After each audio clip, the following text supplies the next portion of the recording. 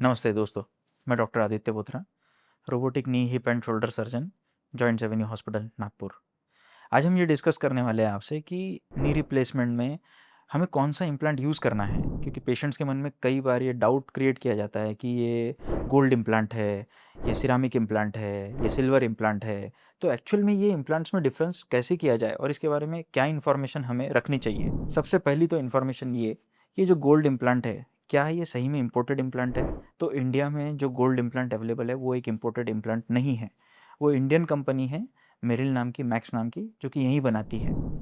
और ये जो इम्प्लांट है, इसको गोल्ड का नाम क्यों दिया गया है? क्योंकि इसके ऊपर एक कोटिंग की गई है टाइटेनियम डाइनाइट्राइड की, और जिसकी वजह से इसका जो कलर हो जाता है वो गोल्ड हो जाता है। तो क्या सही में ये गोल्ड का इम्प्लांट रहता है? नहीं, ऐसा नहीं है। ये गोल्ड इम्प्लांट नहीं है। इस पर कोटिंग की गई है टाइटेनियम की, इसीलिए ये उस कलर का दिखता है।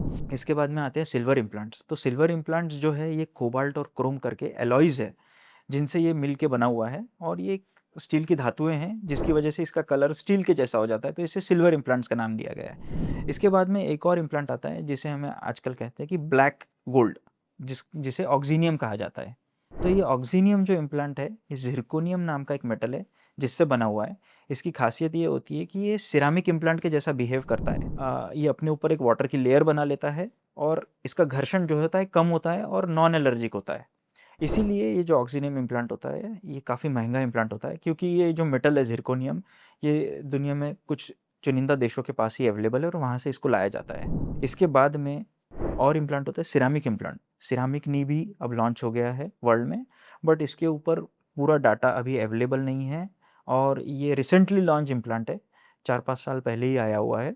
तो इसके अभी पूरे डाटा अवेलेबल नहीं है, तो इसलिए इसके ऊपर कुछ भी कमेंट नहीं किया जा सकता। तो ये जो 3 इम्प्लांट्स है, जैसे कि हमने डिस्कस किया गोल्ड, सिल्वर, ब्लैक गोल्ड, इसमें से कौन सा इम्प्लांट सबसे बेहतर माना जाता है? तो ऑक्सीनियम जो इम्प्लांट है ये सबसे बेहतर माना जाता है, क्योंकि ये एक इम्पोर्टेड वेराइटी है और इसका कॉस्टिंग भी काफ़ी हाई होता है, इसलिए ये इम्प्लांट के साथ सर्जरी करना काफ़ी कॉस्टली हो जाता है।